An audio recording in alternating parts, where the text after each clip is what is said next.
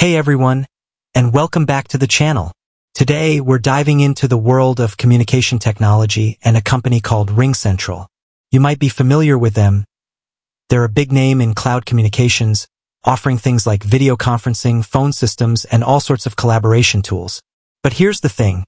While RingCentral might be a leader in its field, there's been some chatter lately about their financial situation, specifically their debt. So, the question on everyone's mind is, how much debt does RingCentral actually have? Now, before we jump into the numbers, let's take a quick step back and understand why debt is such a big deal for companies. Think of it like this. Debt is essentially borrowing money. It can be a useful tool for businesses to grow and invest in new things. But just like taking on a personal loan, too much debt can become a burden, limiting your ability to maneuver and potentially hindering future success. So, with that context in mind, let's get down to brass tacks. According to RingCentral's latest financial reports, their total debt sits around $1.58 billion.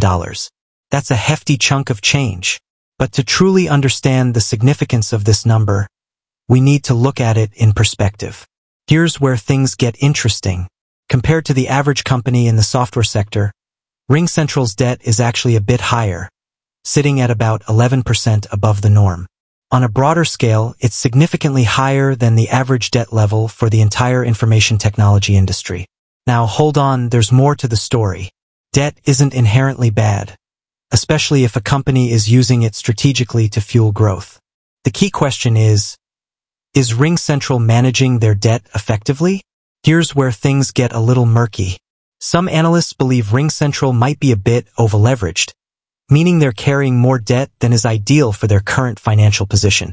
This concern stems from the fact that a significant portion of their debt is set to mature in the next couple of years.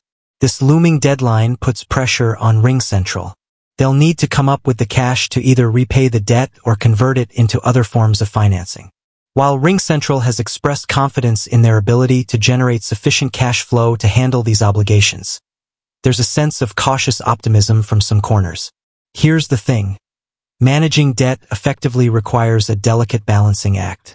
On one hand, RingCentral needs to ensure they have enough cash on hand to meet their debt obligations. But on the other hand, they also need to invest in research and development, marketing, and other areas crucial for future growth. It'll be interesting to see how RingCentral navigates this situation in the coming months and years.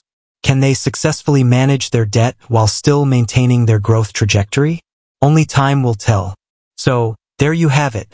We explored the world of RingCentral's debt, discussed the potential implications, and highlighted the importance of managing debt effectively.